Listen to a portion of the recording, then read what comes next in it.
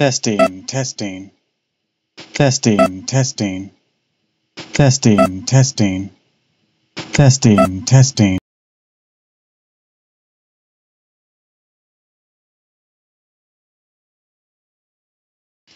Let's try that again. Testing, testing. Testing, testing. Alright, I think I'm pretty clear today.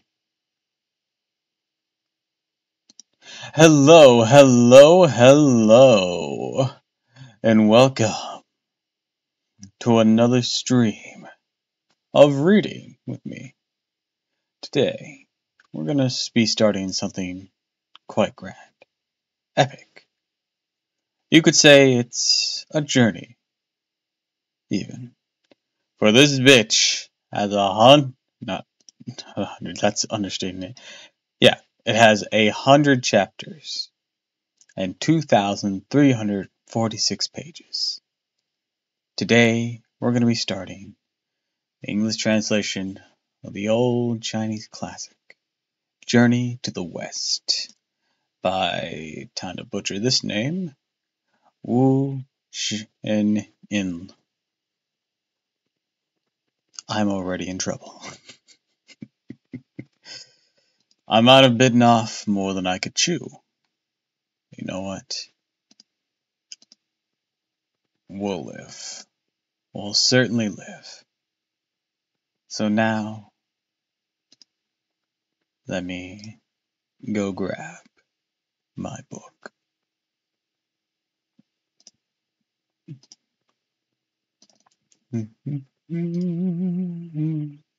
That's the wrong button.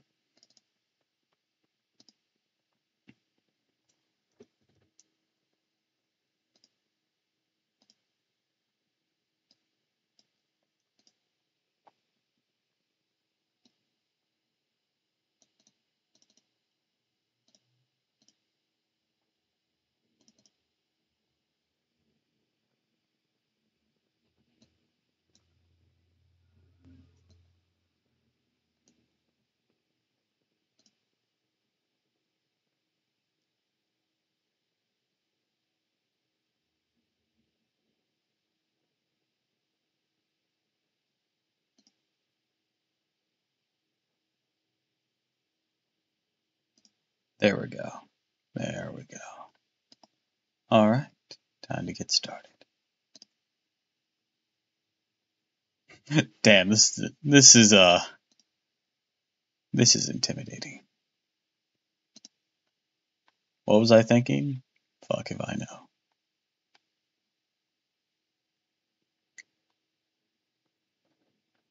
Also, apparently this was published in the 16th century. I don't know if that means it was just found then, or was written before then or not, but anyways. Peaches, peaches, peaches, peaches, peaches, peaches, peaches. Hi MC, welcome to the stream. Oh, yeah. Peaches, peaches, peaches, peaches, peaches, peaches, peaches, peaches, peaches, peaches. I love you. Oh, gotta drop in with style.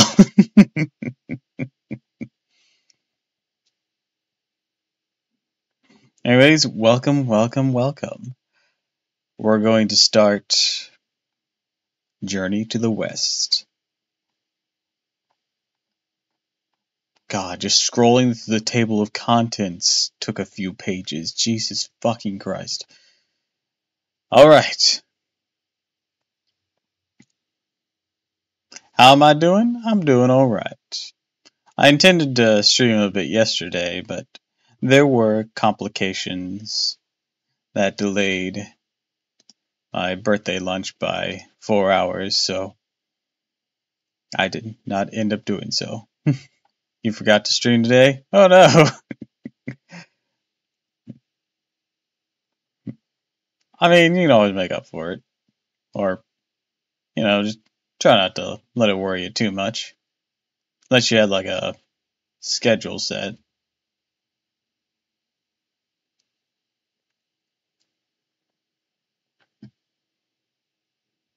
Also, happy birthday, I hope it's still Leave birthday row. Nah, it was yesterday. The 17th of December.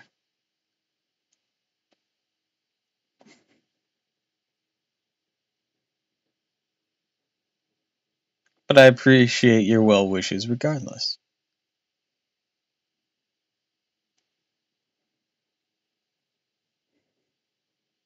You're closer to 100. Let's go. I'm only 28 now. Come on. Let me live.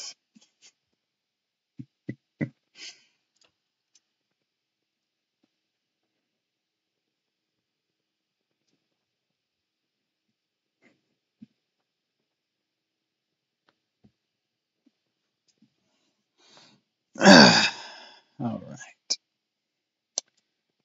Chapter 1.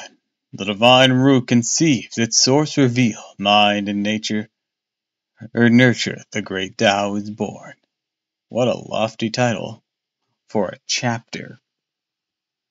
The poem says, Earth, her chaos is divine with heavens and earth a mess.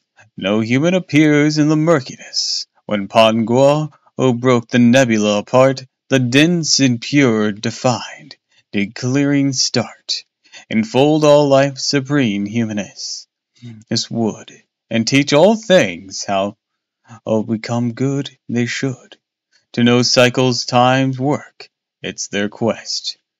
Read tales of woe, dispelled on journeys west. Favorite college.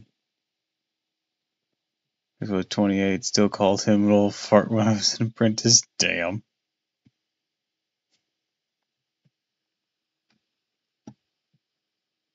I mean, sometimes you get started being called old, even in your.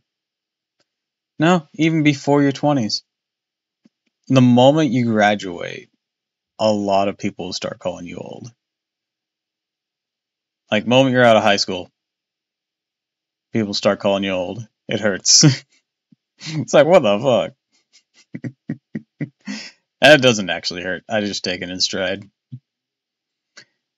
We heard that in the order of heaven and earth, a single period consists of 1,000 or 129,600 years, dividing this period into 12 epochs, as worth 12 stems of Zai, Chou, Yin, Mao, Qin, Si, Wu, Wei, Shen, Yu, Shi, and Hai, with each epoch having 10,800 years. Time for us to teach the young that follow. Teach them how to catch these hands!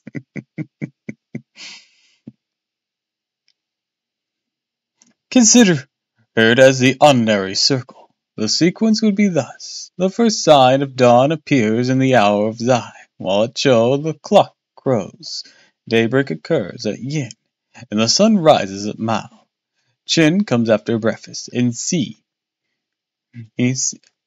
everything is planned. At Wu, the sun arrives at the meridian. At the meridian?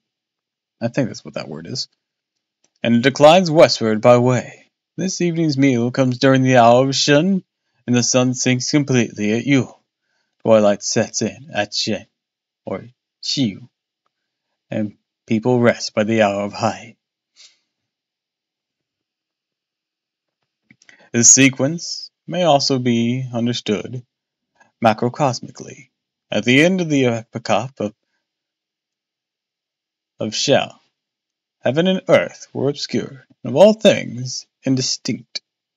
With the passing of 5,400 years, the beginning of Hai was the epoch of darkness. The moment was named Chaos, because there was neither human beings nor the two spheres. After 5,400 years, Hai ended, as the creative force began to work against perseverance. The epoch of Zai drew near again, brought gradual development. Shang-Ji said, in the middle of Zai, winter moved. No change by heaven's mind has been approved. The male's principle has barely stirred, but the birth of all things was still deferred. At this point, the firmament first acquired its foundation. Within another 5,400 years came the Zai epoch, and the ethereal light rose up from the four phenomena. That is phenomena, right?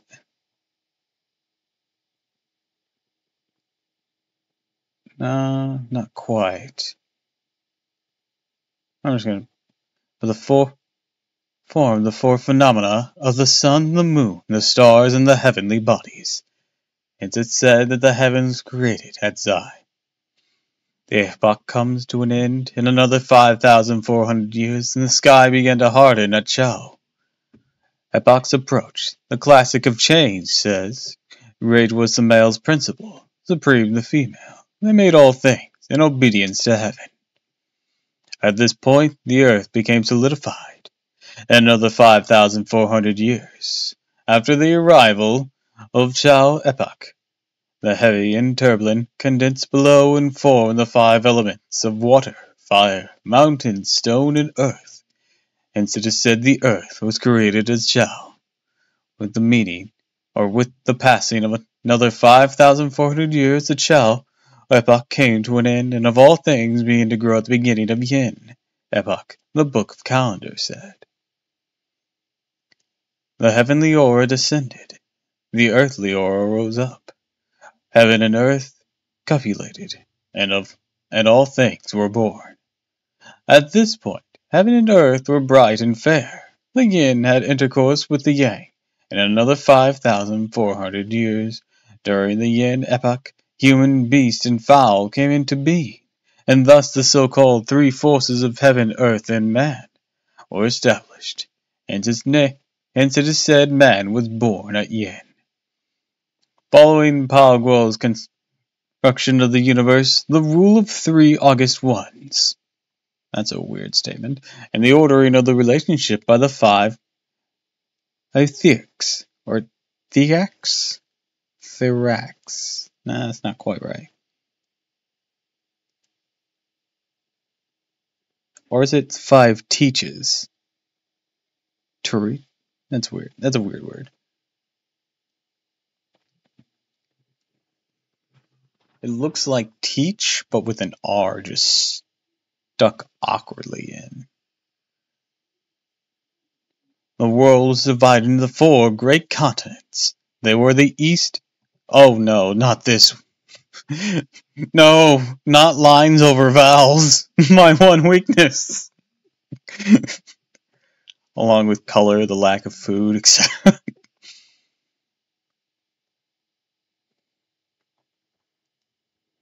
The East, Purvava and Dehara, continent of the West.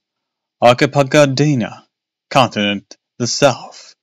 Jambun Devapa, continent of the North. Or the south of Jampun Vinpada, continent in the north. Or Uttrakuru, continent. That one was easier. This book is solely concerned with the East Pravavandan continent. Hi, welcome to the stream. We're reading Journey to the West and butchering words horribly because I've never heard them before.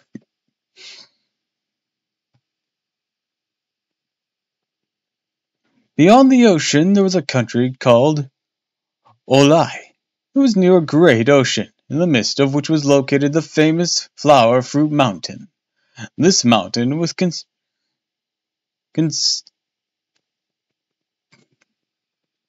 This mountain which constituted, that's what that word looks like, constituted the chief range of the 10 islets, and formed the origin of the 3 islands, came into being after the creation of the world. As a testimonial to his magnificence, there is the following poetic rhapsody. In majesty commands the wide ocean, its splendor rules the jasper sea. Its majesty commands the wide ocean, when like the silver mountains the tide sweeps into caves. Its splendor rules the jasper sea, when the snow-like billows sends forth serpents from the deep. On the south of west side pull up tall plateaus. From the eastward sea arise soaring peaks. There are crimson ridges and portentous rocks, precipitous cliffs and prodigious peaks. Atop the crimson ridge, Phoenix sings in pairs. Before precaution cliffs, the unicorns singly rest. At the summit is heard the cry of the golden pheasants. In and out of stony caves are seen the strides of dragons. In the forest are long-lived deer and immortal foxes. All on the trees are divided fowl and black cranes. Strange grass and flowers neither wither. Green pines and cypress are always kept their spring. Immortal peaches are ever fruit-bearing. Lofty bamboo often detains in the clouds. Within a single gorge the creeping vines are dense. The grass color of meadows and all around owned is fresh. This is indeed the pillar of heaven, where 100 rivers meet. The earth's great axis and 10,000 kalupas unchanged. There was on the top of that very mountain an immortal stone, which measured 36 feet and 5 inches in height, and 24 feet in circumference. The height of 36 feet and 5 inches corresponded to the 365 cylindrical degrees, where the circumference of 24 feet corresponded to the 24 solar terms of the calendar. On the stone was also 9 oh God, I know this word and it's difficult. Bifurcations and 8 holes, which corresponded in the palace of the 9 constellations and the 8 trigrams. Though it lacked the shade of trees on all sides, it was set off by epidraums on the left and the right. Since the creation of the world had been nourished for a long period by the seeds of heaven and earth, by the essence of the sun and moon, until quickening by a divine inspiration, and became pregnant with the divine embryo. One day it split open, giving birth to a stone egg about the size of a playing ball. Exposed to the wind, it was transformed into a stone monkey, and down was fully developed of features and limbs. Having learned at once to climb and run, this monkey also bowed to the 4 quarters, while 2 beams of gold light flashed from its eyes to reach even the palace of the pole star. The light disrupted the great, a benevolent sage of heaven, the celestial jade emperor, the most veritable diva, who, attended by his divine minister, was sitting in the cloud palace of the golden arches, in the treasure hall of the divine mist.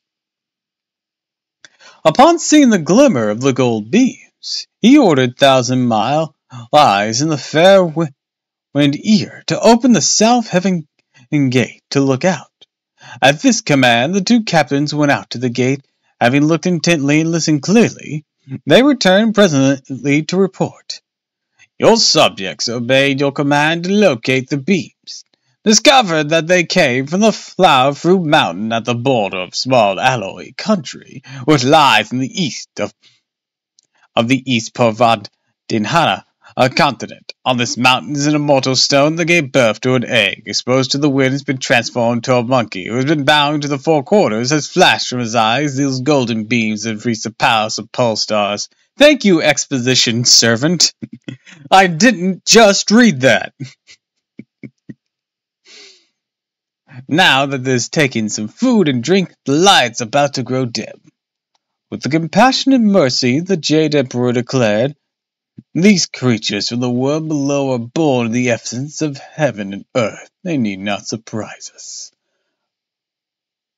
The monkey in the mountain was able to walk, run, and leap about. He fed on the grass and shrubs, drank from the brook and stream, gathered mountain flowers, and searched out fruit from trees. He made his companions the tiger and the lizard, the wolf and the leopard. He befriended the cid and the deer, and called the gibbon and the baboon his kin. At night he slept beneath stony ridge, and in the morning he sauntered about the caves and the peaks. Truly, in the mountain there is no passing of time. The cold recedes, but one knows not the year. One very hot morning he was playing with a group of monkeys under the shade of some pine trees to escape the heat. Look at them each, amusing himself in his own way. By, swinging from branches to branches, searching for flowers and fruit. They played 2 games or 3, with pebbles and with pellets. They circled sandy pits. They built rare pagodas. They chased the dragonfly. They ran down small lizards. Bowing low to the sky, they worshipped Bodhisattva. They pulled the creeping vines. They plaited mats with grass. They searched to catch the loose. They bit or squeezed to death.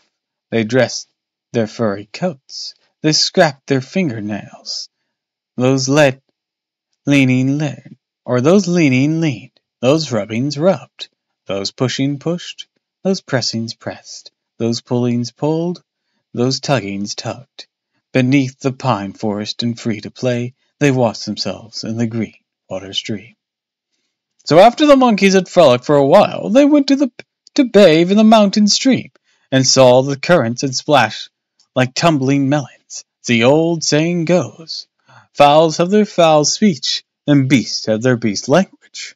The monkeys said to each other, "We don't know where this water comes from. Since we have nothing to do today, let us follow the stream up to its source to have some fun."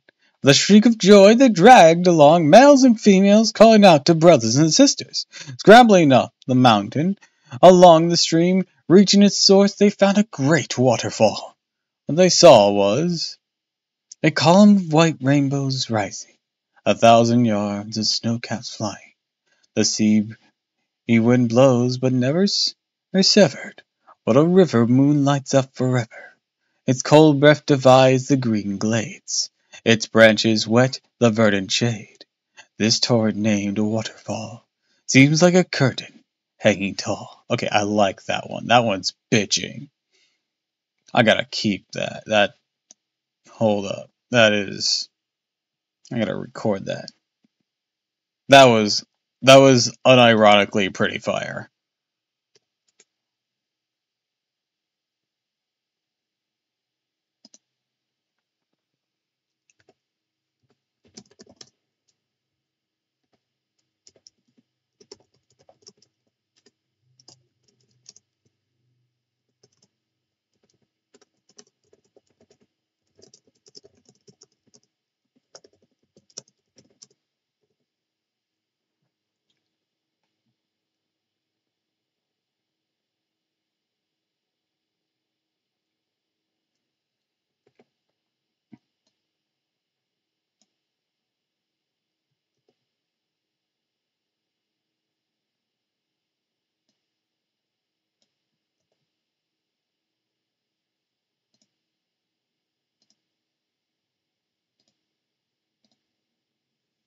There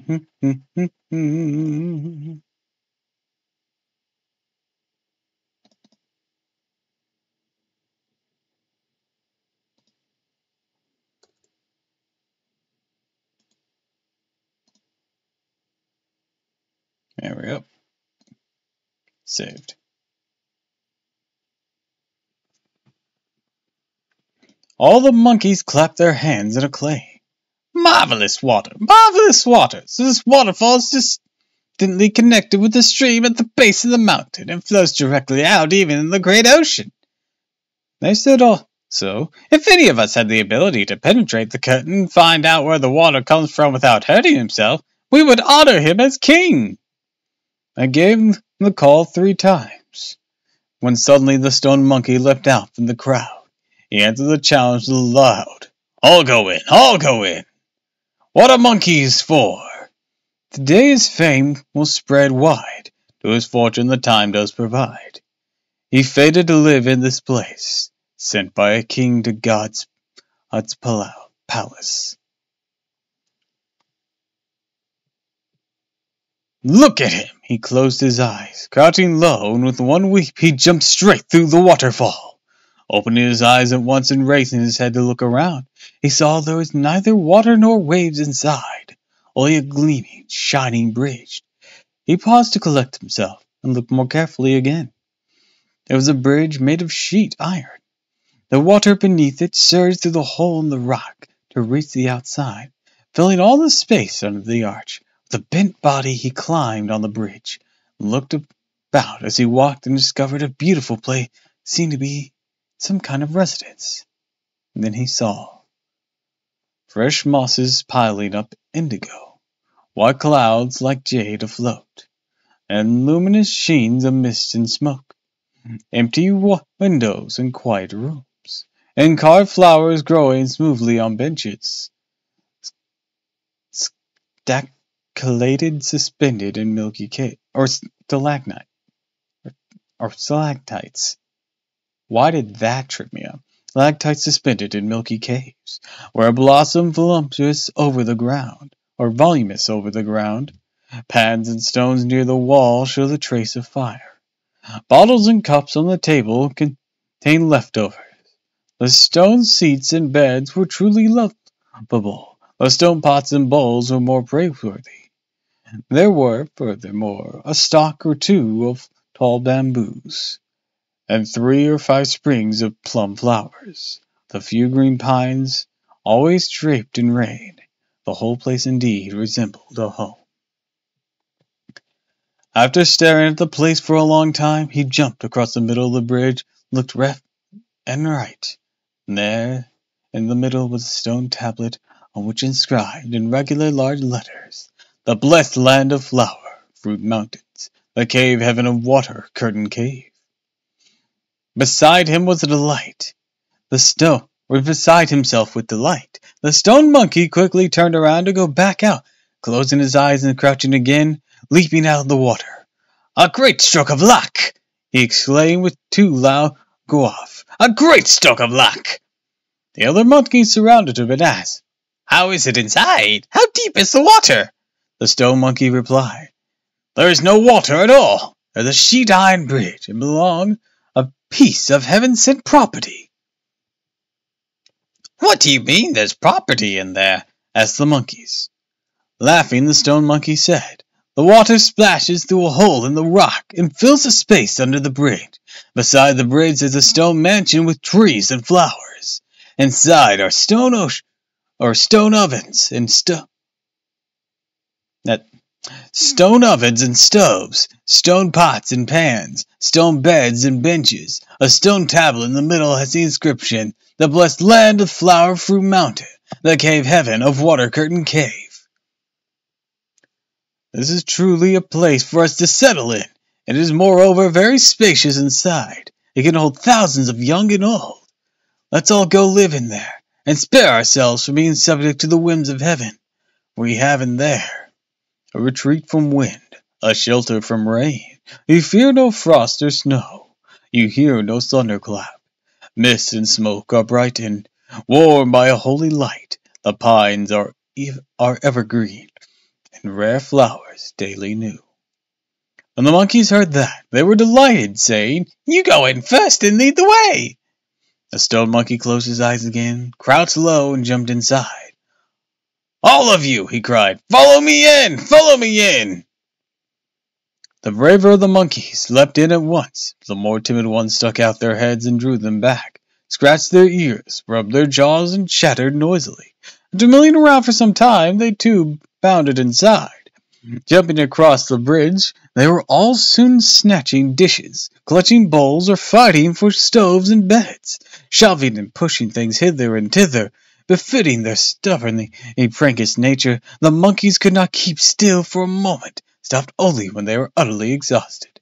The stone monkey then solemnly took a seat above and spoke to them. "Gentlemen, if a man lacks trustworthiness, it is difficult to know what he can accomplish. You yourselves promised just now that whoever could get in here and leave again without hurting himself would be honored as king. Now that I have come and gone out and come in, and have founded for you all this heavenly grotto in which you reside securely and enjoy the privilege of raising a family, why don't you honor me as your king?" The monkeys heard this. They all folded their hands on their breasts and obediently prostrated themselves.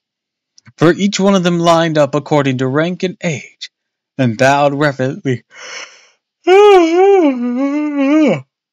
Sorry. And bowed reverently. They intoned, "Long live our great king!"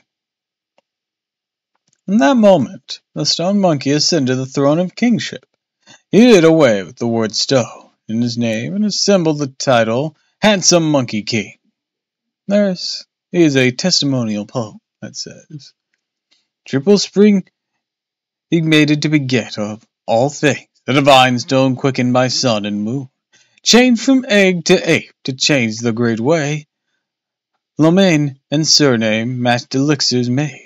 Formless inside, he yields no image, no. His outward guise coheres in action shown. In every age all persons will yield to him. Hailed a king, a sage, he is free to roam."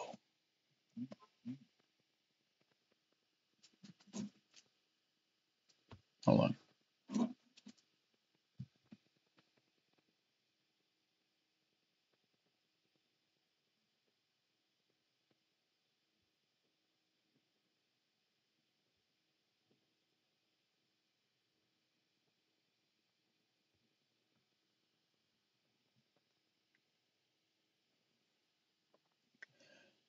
The handsome Monkey King thus led a flock of gibbons and baboons, some of whom were appointed by him as officers and ministers. They toured the flower-fruit mountains in the morning and lived in the water-curtained cave by night. Living in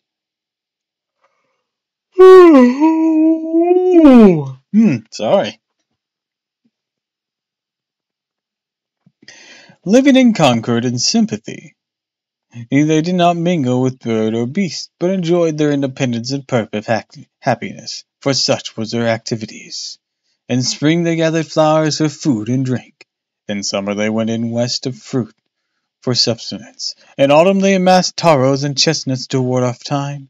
In winter they searched for yellow sperms to live out the year. The handsome Monkey King had enjoyed this insouciant existence for 300 or 400 years, when one day, while feasting with the rest of the monkeys, he suddenly grew sad and shed a few tears.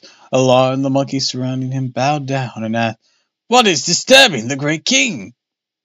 The Monkey King replied, "Though I am very happy at the moment, I am a little concerned about the future, hence I am distressed."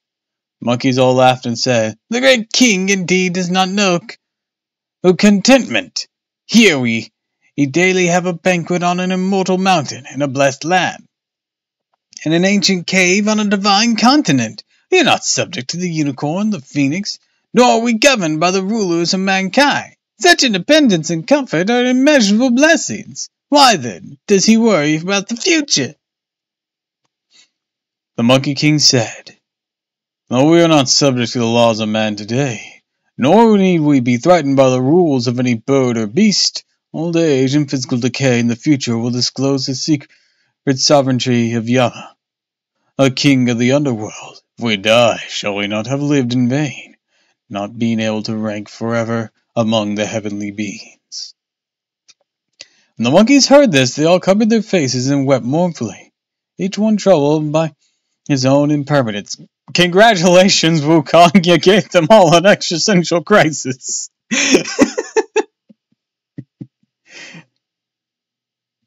But look, from among the ranks of bare-backed monkeys suddenly leapt forward and cried aloud, "If the great king is so far-sighted, may well indicate the sprouting of his religious inclination.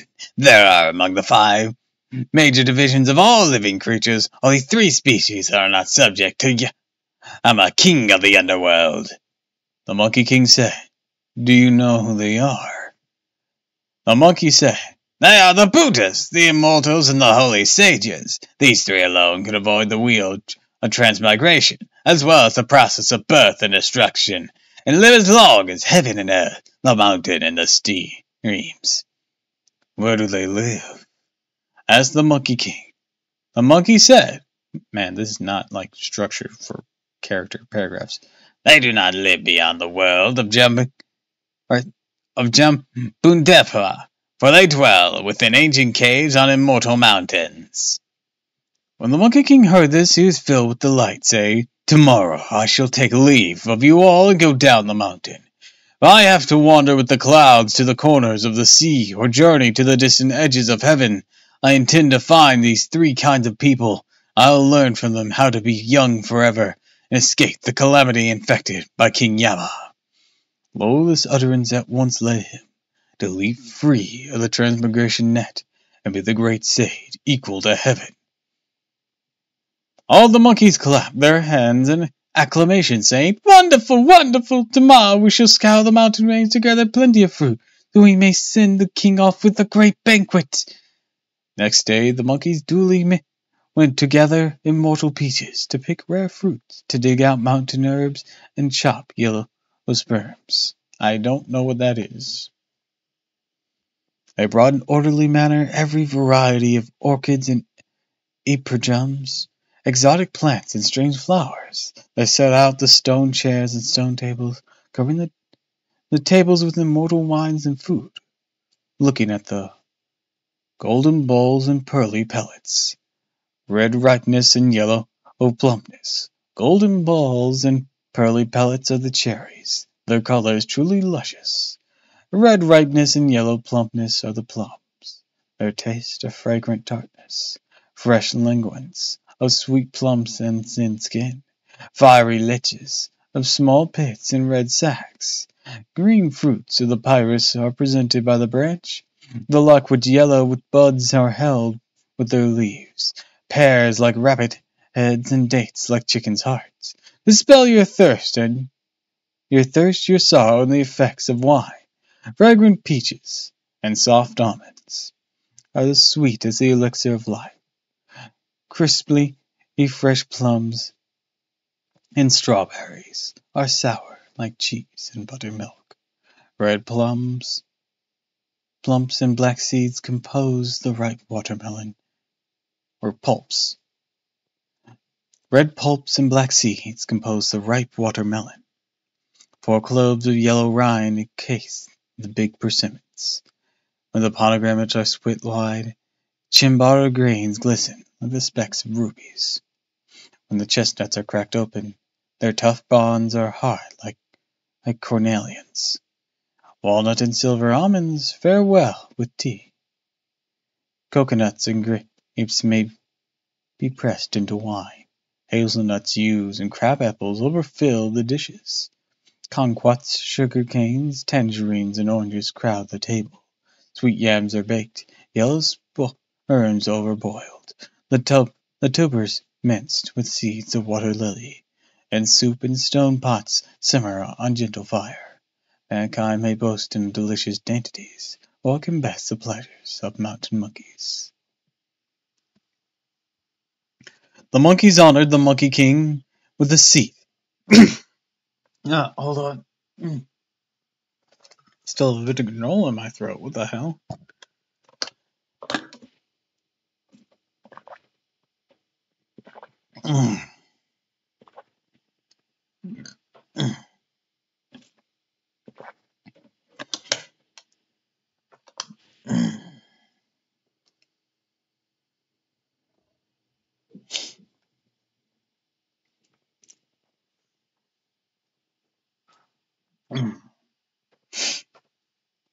With a seat at the head of the table, while they sat below according to their age and rank. They drank for a whole day, each of the monkeys taking a turn to go forward and present the Monkey King with wine, flowers, and fruit. The next day the Monkey King rose early and gave the instructions. "Little ones, cut me some pine wood, make me a raft. Then find me a bamboo for the pole, gather some fruit and the like. I'm about to leave." When all was ready, he got into the raft by himself, pushing off with all his might. He drifted outward towards the great ocean, taking advantage of the winds, set sail for the border of South Jambudipa continent. Here is the consequence of this journey. The heaven-born monkey, strong in magic might, he left the mount and rode the raft to catch fair wind. He drifted across the sea to seek immortal ways, determined in heart and mind to achieve great things. It's his lot, his portion to quit earthly zeals. Calm and carefree, he faces a lofty sage. He'd meet, I think, a true discerning friend. A source disclosed. All Dahama will be known.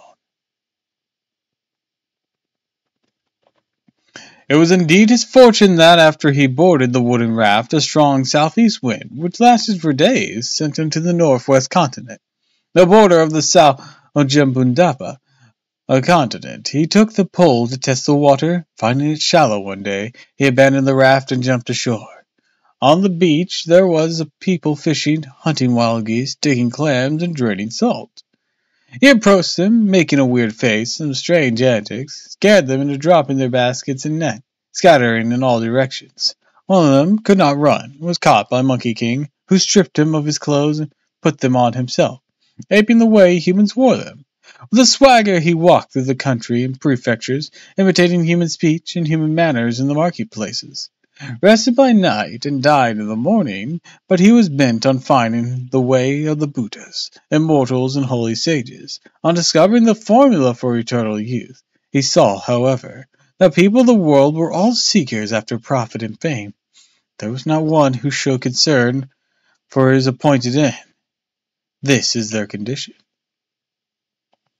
When will this quest for fortune and fame, or when will end this quest for fortune and fame? The tyrant of early rising and retiring late. Riding on mules, they look for noble steeds. By now, prime ministers, they hope to be kings. For food and remnant, they suffer stress and strain, never feeling Yama's call to reckoning, seeking wealth and power to gain to sons of sons, or to give to sons of sons. There's not one ever willing to turn back. The Monkey King searched diligently for the ways of immortality, but had no chance of meeting it. Going through big cities and visiting small towns, he unwittingly spent 8 or 9 years on the South Jampuntava continent before he came upon the great Western Ocean. He thought that there would certainly be immortal living beyond the ocean. So, having built himself a raft like the previous one, he once again drifted across the Western Ocean, until he reached the West Archipelago,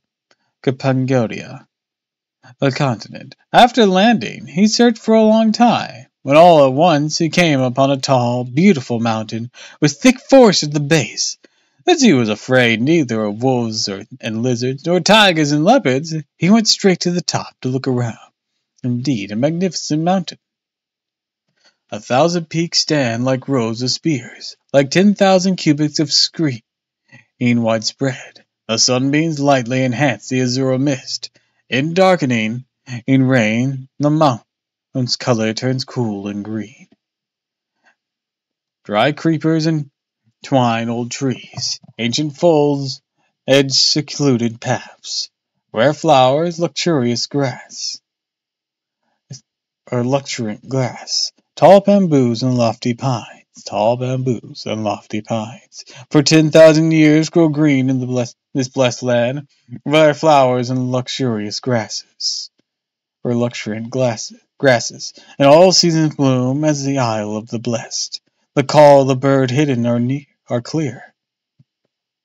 Deep inside deep canyons, the orchids interweave. On every ridge and crag sprout lichens and mosses. Rising and falling, the ranges show a fine dragon's pulse. Here in reclusion must be an eminent man resides. As he was looking about, he suddenly heard the sound of a man speaking deep within the woods. Hurriedly he dashed into the forest, cocked his ear to listen. Someone singing. The song went thus. I walked a chess game, my axe handle rotted. I chopped at woods and zing the sound. I walk slowly, but the clouds fringe at the valley's entrance. This song doesn't translate well. I don't even know what beat it wants, I'm just doing this. Telling my firewood to buy some wine. I am happy and laugh without restraint. When the path is frosted in autumn's height, I face the moon, my pillow's pine rue. Sleeping till dawn, I find my familiar woods. I climb the plantains and scale the peak to cut dry creepers with my axe. When I gather enough to make a load, I stroll singing through the marketplace and trade it for 3 pints of rice. With nary the slightest bickering over a price so modest. Plots and schemes I do not know, without vainglory of attainment, my life's prologue in simplicity. Those I meet, if not immortal, would be downward, seated quietly to expand the yellow court. God, that was awful because none of it flowed. That probably sounds better in Chinese. And if I had the actual tune.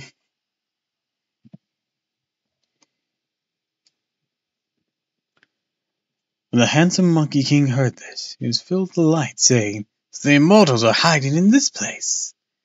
He leapt at once into the forest, looking again carefully. He found a woodcutter chopping firewood with his axe. The man he saw was very strangely attired. On his head he wore a wide splint hat, on seed leaves freshly cast from new bamboos. On his body he wore a cloth garment of gauze woven from his native cotton. Around his waist he tied a winding sash of silk spun from old silkworms. On his feet he had a pair of straw sandals, with laces rolled from withering sedge. In his axe he held a fine steel axe, a sturdy rope coiled round and round his load. In breaking pines or chopping trees, where is the man to equal him? The Monkey King drew near and called out, Reverend Immortal, your disciple raises his hands."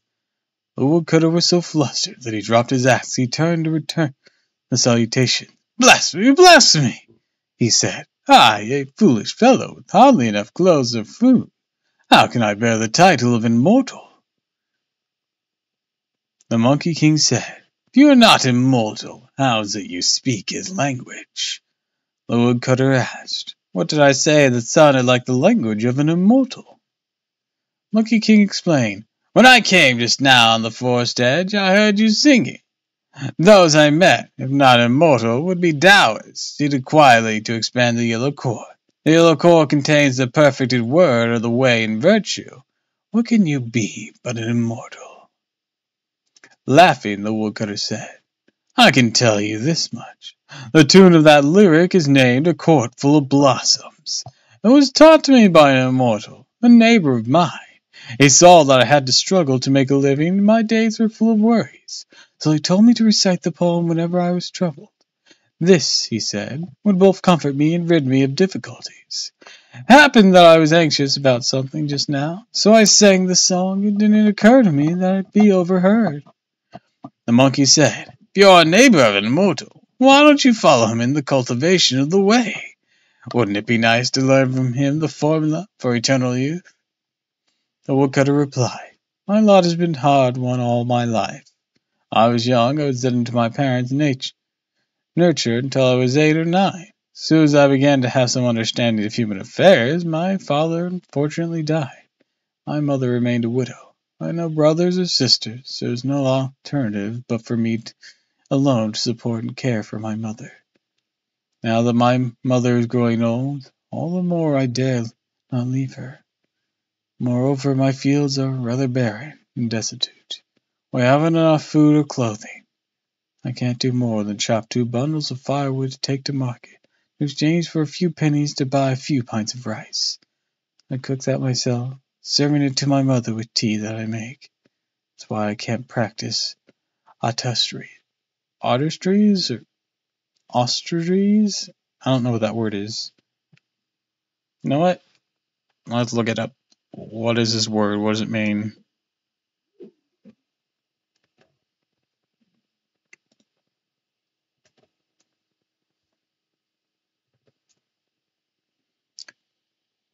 Sternness or severity of manner or attitude, extreme plainness and simplicity of style or appearance, conditions characterized by severity, sternness, and intention, a simple life of prayer and personal austerity.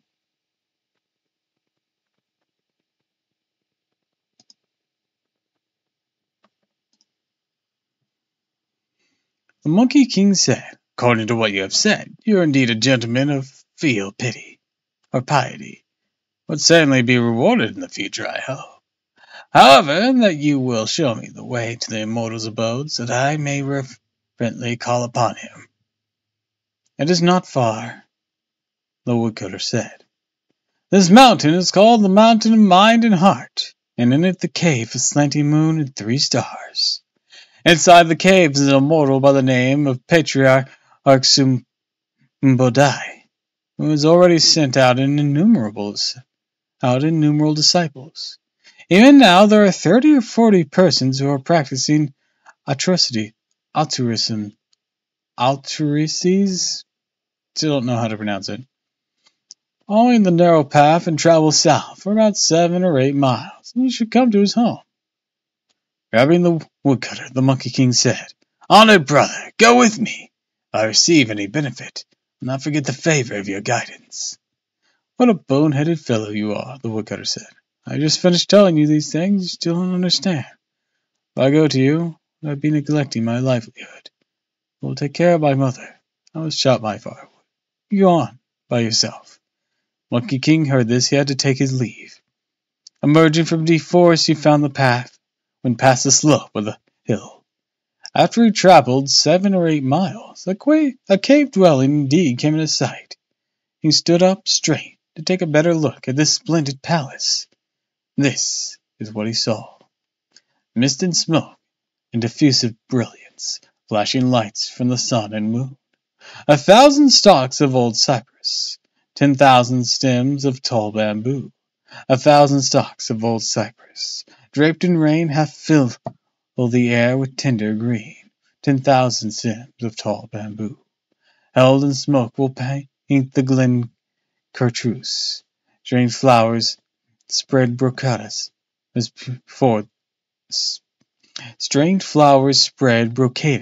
before the door. Jade-like grass emits fragrance beneath the bridge.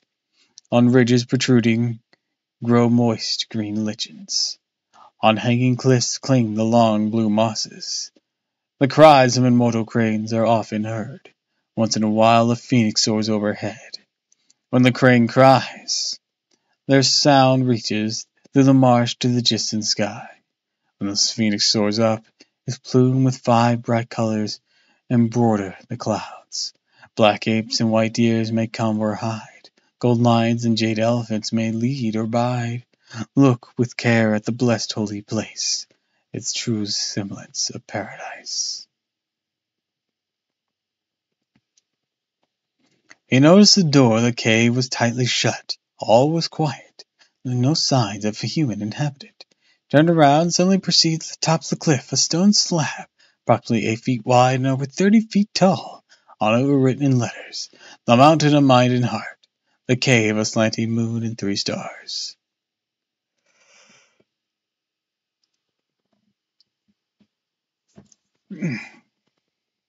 Immensely pleased, the handsome Monkey King exclaimed, "People here are truly honest. The mountain and this cave really do exist."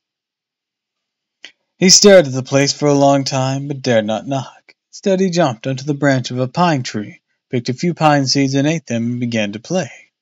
After a moment, he heard the door of the cave open with a squeak, and an immortal youth walked out. His bearing was exceedingly graceful. His features were highly refined.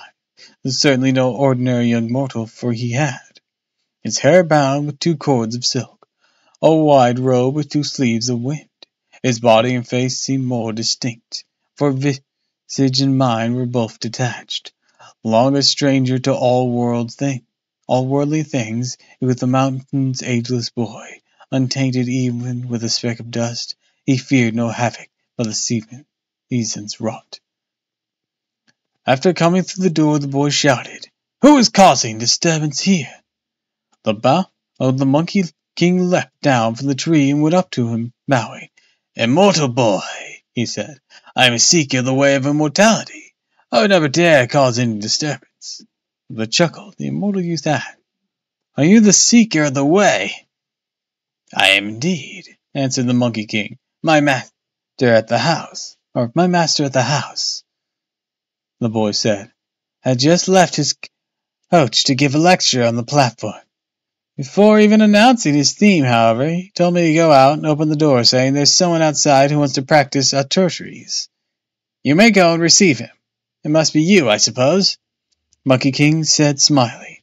"'Tis I, most assuredly." "Follow me, then," said the boy. With solemnity, the Monkey King set his clothes in order, and followed the boy into the depths of the cave. They passed rows and rows of lofty towers and huge alcoves of pearly chambers and carved arches. After walking through innumerable quiet chambers and empty studios, they finally reached the base of the green jade platform. Patriarch Sabai was seen seated solemnly on the platform, with 30 lesser immortals standing below in rows. He was truly an immortal of great kin and purest mien.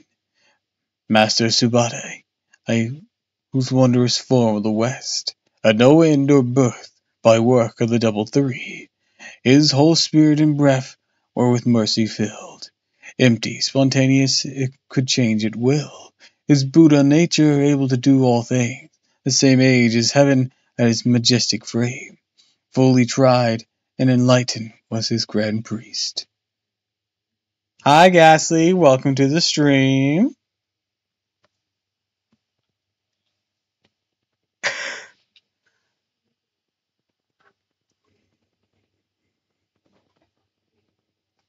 How you doing?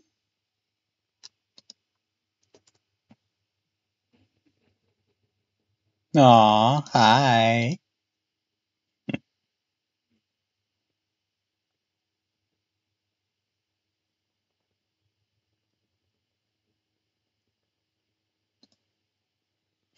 This is quite the long one.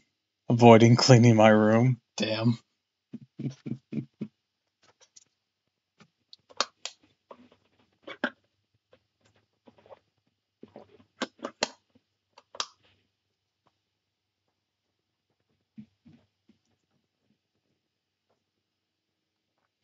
As soon as the handsome Monkey King saw him, he prostrated himself and kowtowed times without number, saying, "Master, master, I, your people, pay you my sincere homage." The patriarch said, "Where do you come from? Let's hear you state clearly your name and country before you kowtow again." The Monkey King said, "Your people came from the Water Curtain Cave of the Flower Fruit Mountain in the Oloi country of the East Pravadehara continent." "Chase him out of here," the patriarch said. "He's nothing but a liar and a fabricator of falsehoods. How could he possibly be interested in attaining enlightenment?" The Monkey King hastened to kowtow unceasingly and said, "Your people's word's an honest one, without any deceit." The patriarch said, "You're telling the truth. How is it you mentioned the East Pravada continent? Separating that place and mine are 2 great oceans, the entire region of South Jumapada, a continent. How could you possibly get here?" Again kowtowing, the Monkey King said, "Your people drifted across the ocean and trudged through many regions for more than 10 years before finding this place." The patriarch said, "If you are come from a long journey in many stages, I'll let that pass. What is your surname?" The Monkey King again replied, "I have no temper. If a man rebukes me, I am not offended. If he hits me, I am not angered. In fact, I simply repay him with a ceremonial greeting. That is all. my whole life without ill temper. Except for this guy who I stole clothes off of. But I just scared him and forced him to strip. I'm not speaking of your temper. The patriarch said, I was asking about the name of your parents.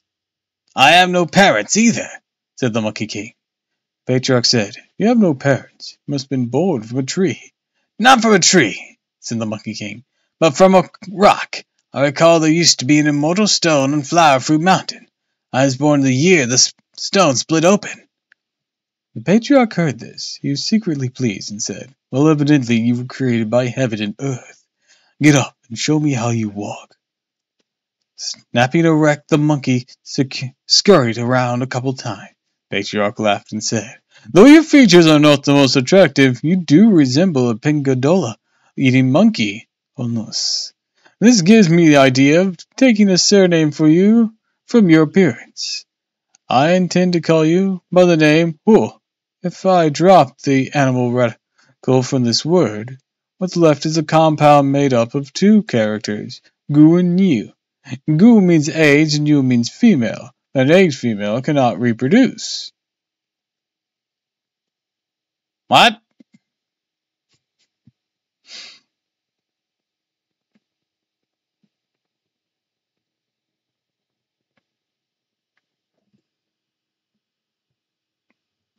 What? Patriarch, what the fuck?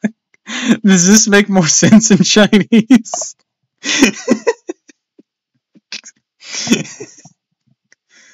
Like, I'm used to, like, these whole, like, word deconstruction things.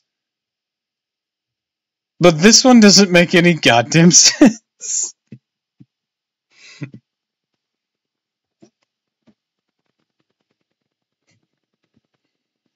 Therefore, it is better to give you the surname of son. If I drop the animal eradication from this word, what have we left in the compound of Zai and Xin?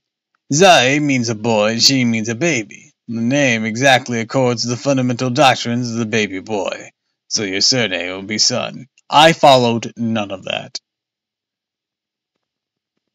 I'm sure if this was like the original like picture wording rather than the romanized wording, this might make more sense. Because I think he's like moving the actual character rather than this romanization that we're messing with.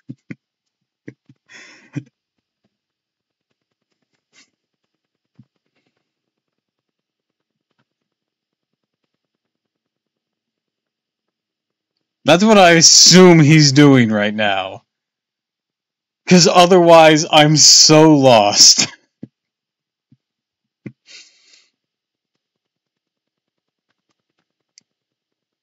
Because he said he was like a pangolin-eating monkey, which was Hu's son. And he tends to call him by Hu. But he's also like dropping certain parts, gu and ye, from that. But that wasn't in the original wording in its romanized version. And he says he's getting rid of the compound of Zai and Xin from the second half. So this can only be like some way that Huson is made up of, like in Chinese characters. Because otherwise this doesn't make any sense.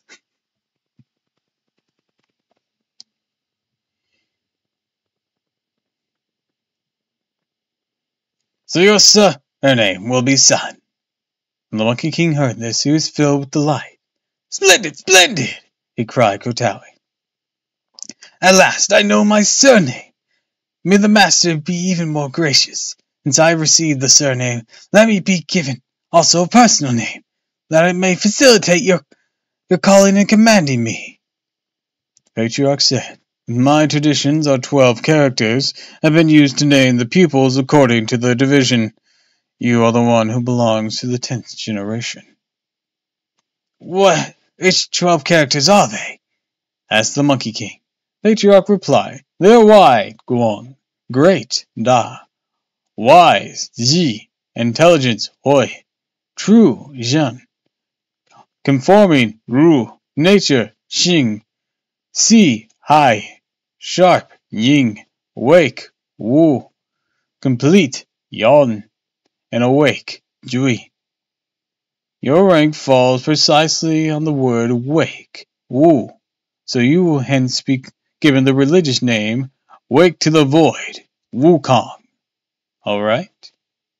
Splendid, splendid, the Monkey King laughed. Henceforth, I shall be called Sun Wukong. Ah, there is a name that will go down in history as a man with a monkey tail who shoots lasers. What? What?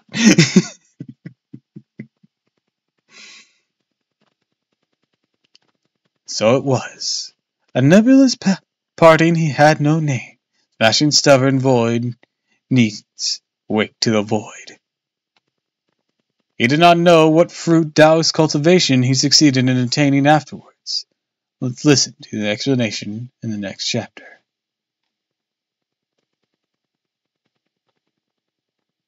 That was weird. That was only chapter 1. Oof.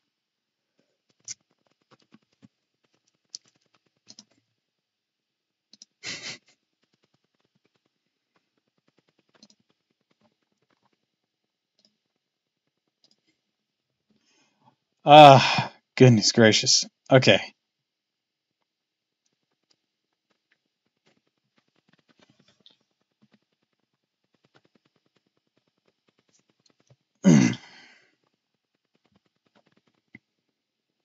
Chapter 2. Fully awoke to Bode's wondrous truths, he cuts off Mara, returns to the root, and joins primordial or primal spirit. Now we are speaking of the handsome Monkey King, who has received his name, jumped about joyfully, and went forward to give Sabai his grateful salutations. The patriarch then ordered the congregation to lead Sun Wukong outdoors and to teach him how to sprinkle water on the ground and dust, and how to speak and move with proper courtesy. The company of immortals obediently went outside, and Wukong, who then bowed to his fellow students, they prepared thereafter a place in the corridor where he might sleep. Next morning he began to learn from his schoolmates the art of language and etiquette. He discussed with them the scriptures and the doctrines. He practiced calligraphy and burned incense. Such was his daily routine. In most leisurely moments he would be sweeping the grounds or hoeing the gardens, planting flowers and pruning trees, gathering firewood and lighting fires, fetching water or carrying drinks. He had lack for whatever he needed, and thus he lived in the cave without realizing that 6 or 7 years had slipped by. One day the patriarch ascended the platform and took his high seat. Calling together all the immortals, began lecturing on the great doctrine. He spoke with words too fluid and eloquent, like gold lotus sprang up from the ground. The doctrine of 3 vehicles he subtly rehearsed, including even the law's minutest title. The yak's tail waved slowly in sprouted elegance. His thunderous voice moved the ninth heavens. For while he lectured on Tao, for a while he spoke of Chan. To harmonize the 3 parties is a natural thing. One's word, elocution filled with truth, points to the birthless, showing nature's mystery. Wukong, who was standing there listening, was so pleased with the talk that he scratched his ear and rubbed his jaw, grinning from ear to ear. He could not refrain from dancing on all fours. Suddenly the patriarch saw him and called out to him, "Why are you madly jumping and dancing in the ranks, not listening to my lecture?" Wukong said, "Your pupil is devotedly listening to the lecture, of which I heard such wonderful things from my reverend master. I could not contain myself with joy, started to leap and prance about, quite unconsciously. May the master forgive my sins." "Let me ask you," said the patriarch, "if you comprehend these wonderful things, you know how long you have been in this cave?" Wukong said, "Your pupil is basically feeble-minded, does not know the number of seasons. I only remember that when the fire burned out in the stove, I would go to the back of the mountain to gather firewood. Finding a mountain full of fine peach trees there, I've eaten my fill of peaches 7 times. The patriarch said, The mountain is named the Ripe Peach Mountain. If you have eaten your fill 7 times, I suppose it has been 7 years. What kind of Taoist arts would you like to learn from me? Wukong said, I'm dependent on the mnemonian of my honored teacher, or automation of my honored teacher. Your pupil will gladly learn, and whatever has a smidgen of Taoist flavor.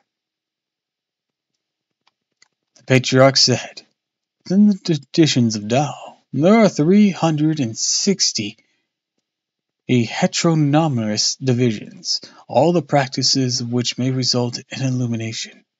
I don't know what division you would like to follow. I am dependent on the will of my honored teacher, said Wukong. Your pupil is wholeheartedly obedient. How would it be, said the patriarch, if I taught you the practice of the method division? Wukong asked, how could you explain the practice of method division? The practice of method division, said the patriarch, consists of summoning immortals and working the planches, a divination by manipulating yarrow straws and learning the secrets of pursuing good and avoiding evil. This sort of practice lead to immortality? Impossible, impossible, said the patriarch. I won't learn it. I won't learn it then, Wukong said. How would it be, said the patriarch, if I taught you the practice of the schools division? What's the meaning of the schools division? Said Wukong.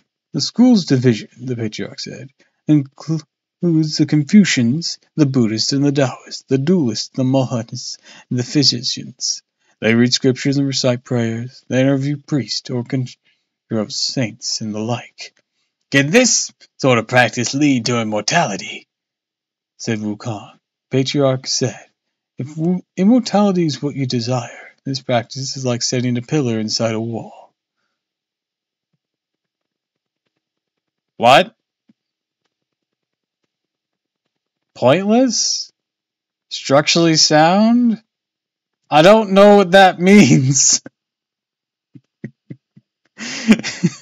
Wukong said, Master, I am a simple fellow. I don't know the idioms of the marketplace. What's setting a pillar inside a wall? Thank you. Okay, I wasn't the only one.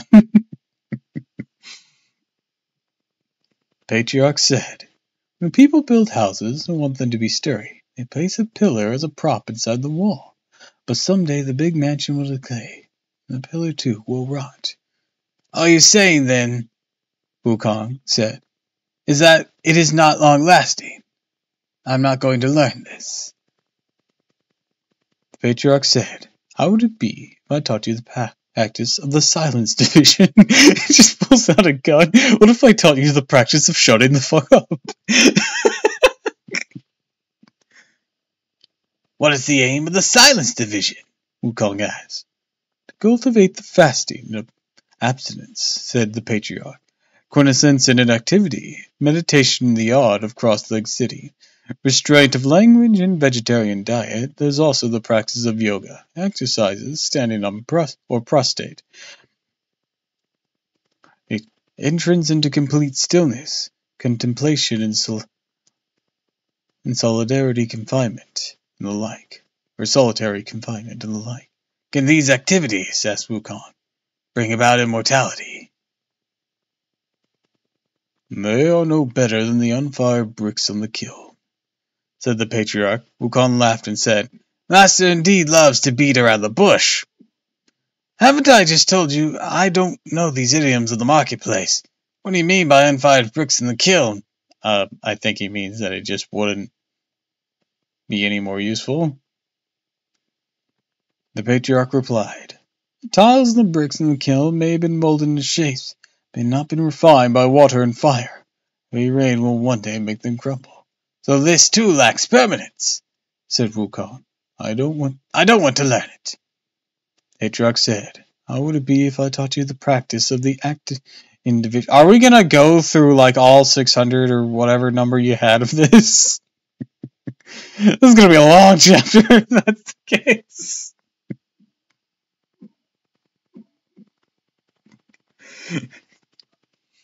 What is it like in the acting division? Wukong asked. Plenty of activities, said the patriarch. I'm gonna send you to summer camp! Such as gathering the yin to nourish the yang, bending the bow and threading the arrow, rubbing the navel to pass the breath. There's also experimentation with alchemical formulas, burning rushes, forging cauldrons and taking red lead, making autumn stone, and drinking bride's milk and the like. Can such bring about long life? Asked Wukong. To attain immortality from such activities. Or to attain immortality from such activities, said the patriarch, like trying to scoop the moon from the water. Now that one actually makes sense. There you go again, master, cried Wukong. What do you mean by scooping the moon from the water? You'd be only clawing at an illusion. Patriarch said, when the moon is high in the sky, its reflection is in the water. Though it's visible therein, you cannot scoop it out or catch hold of it, for it is but an illusion. I won't learn that either, said Wukong. Patriarch heard this, he uttered a cry, jumped down from the high platform, pointed the ruler he held in his hand at Wukong and said to him, What a mischievous monkey you are! You won't learn this, you won't learn that. Just what is it are you waiting for? Moving forward, he hit Wukong 3 times on the head, folded his arm behind his back, walked inside, closing the main doors behind him, leaving the congregation standing outside. Those who were listening to the lecture were so terrified that everyone began to berate Wukong. You reckless ape! They cried. You're utterly without manners! The master was prepared to teach you magic secrets! Why weren't you willing to learn? Why'd you have to argue with him instead? Now you've offended him, and who knows when he'll come out again? Bruh. Though, admittedly, Wukong, you probably should have asked more straight to the point. I wish to learn a path that can teach immortality. Granted, you weren't exactly being subtle about it, but you should have said so directly. At that moment, they all resented him and despised and ridiculed him. Wukong was not angered in the least. He only replied with a broad grin. For the Monkey King, in fact, had already solved secretly, as it were, the riddle in the pot, therefore did not quarrel with the other people, but patiently held his tongue. He reasoned that the master, by hitting him 3 times, telling him to prepare himself for the 3rd watch, by folding his arms behind his back, walking inside and closing the main doors, he was telling him to enter by the back door so he might receive instruction in secret. Are you sure? Wukong spent the rest of the day happily with the other pupils in front of the divine cave of the 3 stars, eagerly waiting for the night. When evening arrived, he immediately retired with all the others, pretending to be asleep by closing his eye, breathing evenly, remaining completely still. There was no watchman in the mountains to beat the watch or call the hour. He could not tell what time it was. He could only rely on his old calculations by counting the breaths he inhaled and exhaled. Approximately at the hour of Zai, he arose very quiet, put on his clothes, stealthily opened the front door. He slipped away from the crowd and walked outside. Lifted his head, he saw the bright moon and the cool, clear dew, though in each corner not one speck of dust. Sheltered fowl roosted in the woods. A brook flowed gently from its source. Darting fireflies dispersed the gloom. Wild geese spread word, heard columns through the air. Precisely, it was the 3rd watch hour, time to seek the way, whole and true. You see, to him, following the familiar path back to the rear entrance, where he discovered that the door was indeed ajar. Wukong said happily, The revered master truly intended to give me instructions. That's why the door was left open. He reached the door, and in a few long strides entered sideways, walking up to the patriarch's bed, found him asleep with his body curled up facing the wall. Wukong dared not disturb. Instead, he knelt before his bed. For a little while, the patriarch awoke, stretching his leg, he recited to himself, Hard, hard, hard. The way is most obscured. Deem not the gold elixir a common thing. Without a perfect man transmitting a subtle ruin, you'd have vain words, worn mouth, and tongues wax dry. Master, Wukong responded at once, your pupil has been kneeling here waiting for you for a long time. When the patriarch heard Wukong's voice, he rose and put on his clothes. "You mischievous monkey!" he exclaimed, sitting down cross-legged. "Why aren't you sleeping in front? What are you doing here at my place?" Wukong replied, "For the platform the congregation of the day, the master gave the order that your people at the hour of the third watch should come here for the rear entrance, in order that he might be instructed. I was therefore bold enough to come directly to the master's bed." The patriarch heard this. He was terribly pleased, thinking to himself, "This fellow was indeed an offspring of heaven and earth. If not, how could he have solved so readily the riddle in my pot?" What does that mean? "There is no third party here save your pupil," Wukong said. "May the master be exceedingly merciful and impart me the way of long life. I shall never forget this gracious favor." "So you have solved the riddle in the pot," said the patriarch. "It is an indication that you are destined to learn. I am glad to teach you. Come closer and listen carefully. I will impart to you the wondrous ways of long life." Wukong kowtowed and expressed his gratitude, washed his ears and listened more attentively. Kneeling before the bed, the patriarch said, "The bold secret saying that's wondrous and true. Spare nurse and nature and life, or spare nurse nature and life. There's nothing else. All power resides in this.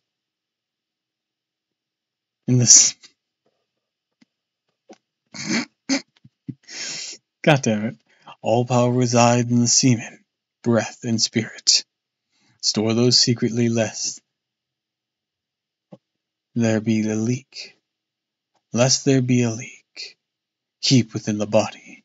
Heed my teachings, and the way itself will thrive. Hold fast oral formulas so useful and keen to purge contemplants or concupants, to reach pure cool, where the light is bright. You'll face the elixir's platform, enjoying the moon. The moon holds the jade rabbit, the sun the crow. The tortoise and snake are now tightly entwined. Nature and life are strong. You plant gold lotus in the midst of flame. Squeeze the 5 phases jointly. Use them back and forth. When that's done, be a Buddha or immortal at will.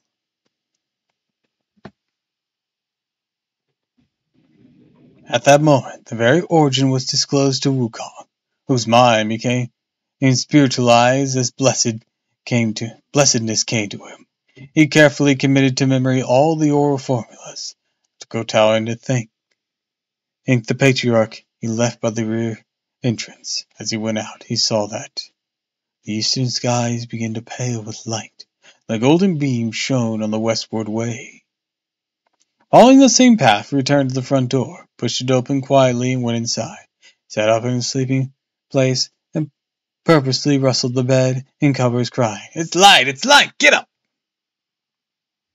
All the other people were still sleeping. None know Wukong had received a good thing.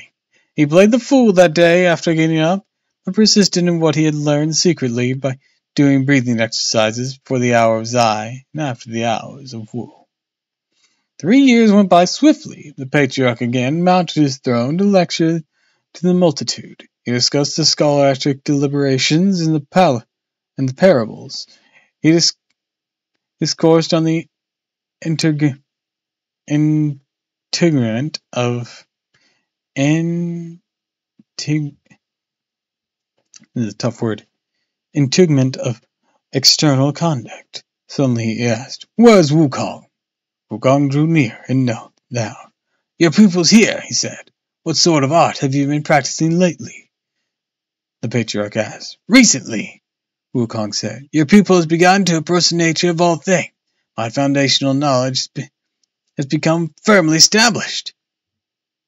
"If you have penetrated the Dharma nature to apprehend the origin," said the patriarch, "you have in fact entered into divine substance. You need, however, to guard against the dangers of 3 calamities." When Wukong heard this, he thought for a long time and said, "The words of master must be erroneous. I have frequently heard that when one is to learn the way and excels in virtue, he'll enjoy the same age as heaven. Fire and water cannot harm him. Every kind of disease will vanish. How can there be this danger of 3 calamities? What have you learned? Said the patriarch. Is no ordinary magic. You have stolen the creative powers of heaven and earth and invaded the dark mysteries of the sun and moon. Your success in perfecting the elixir is something that the gods and demons cannot countenance. Though your appearance will be preserved and your age lengthened, after 500 years, heaven will send down the calamity of thunder to strike you. Hence you must be intelligent and wise enough to avoid it ahead of time. If you escape it, your age is indeed equal to that of heaven. If not, your life will thus be finished. After 500 years, heaven will send down a calamity of fire to burn you. The fire is neither natural nor common. Fire is the name of the fire of Yin, and arises from within the soles of your feet to reach even the cavity of your heart, reducing your entrails to ash, your limbs to utter ruin. The laborious labor of a millennium will then have made completely superfluous. After another 500 years, the calamity of wind will be sent to blow at you. It is not the wind from the north, south, east, or west, nor is it one of the winds of 4 seasons, nor is it the wind of flowers, willows, pines, and bamboo. It's called the mighty wind, and it enters from the top of the skull into the body, passes through the midriff, and penetrates the 9 in apertures. The bones and flesh will be dissolved, your body itself disintegrate.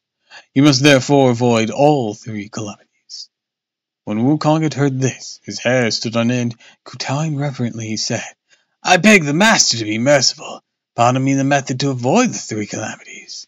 Very end, I shall never forget your gracious favor. Patriarch said, It is not in fact difficult, except that I cannot teach you, because you are somewhat different from other people. I have a round head pointing to heaven, said Wukong, and square feet walking on earth. Similarly, I have 9 apertures, 4 limbs, entrails, and cavities. In what way am I different from other people? The patriarch said, Though you resemble a man, you are much less jowl. The monkey, you see, had an angular face, hollow cheeks, and a pointed mouth. Stretching his hands to feel him, Wukong laughed and said, Master does not know how to balance matters. Though I have myself less jowl than in human beings, I have my pouch, which may certainly be considered a compensation. Very well, then, said the patriarch. What methods of escape would you like to learn? There's the art of the heavenly ladle, which numbers 36 transformations. The art of earthly multitude, which numbers 72 transformations. Wukong said, Your pupil is always eager to catch more fish, so I learned the art of earthly multitude. In that case, said the patriarch, come up here, and I pass on the oral formula to you. He then whispered something in his ear, though we do not know what sort of wondrous secrets he spoke of. This Monkey King was someone who, knowing one thing, could understand 100. He immediately learned the oral formulas, and after working at them and practicing them himself, he mastered all 72 transformations. One day, when the patriarch and the various pupils were admiring the evening view in front of the 3-star cave, the master said, Wukong, has that matter been perfected? Wukong said, Thanks to the profound kindness of the master, your pupil has indeed attained perfection. I now can ascend like the mist into the air and fly. Patriarch said, Let me see you try to fly. Wishing to display his abilities, Wukong left 50 or 60 feet in the air, pulling himself up in a somersault. He trod on the clouds for about the time of a meal, and traveled a distance no more than 3 miles before dropping down again to stand before the patriarch. Master, he said, his arms folded in front of him. This is flying by cloud soaring. Laughing, the patriarch said, This can't be called cloud soaring. It's more like cloud crawling. The old saying goes, The immortal tours the North Sea in the morning, and reaches Cheng'en by night. If it takes you half a day to go less than 3 miles, it can't even be considered cloud crawling. What do you mean? Asked Wukong by saying, The immortal tours the North Sea in the morning and reaches the Kotor by night? Patriarch said, Those who are capable of cloud soaring may start with the North Sea in the morning, journeying through The East Sea, the West Sea, and South Sea in return to Kangwu. Kangwu refers to Lingling in the North Sea. It can be called true cloud soaring only when you traverse all 4 seas in one day. That's truly difficult, said Wukong. Truly difficult. Nothing in this world is difficult, said the patriarch. Only the mind makes it so. When Wukong heard these words, he kowtowed reverently and implored the patriarch, Master, if you do perform a service for someone, you must do it thoroughly. May you be most merciful and impart to me all the techniques of cloud soaring. I would dare not forget your gracious favor. Patriarch said, when the various immortals want to soar on the cloud, they all rise by stamping their feet. But you're not like them. When I saw you leave just now, you had to pull yourself up by jumping. What I'll do now is teach you the cloud somersault in accordance with your form.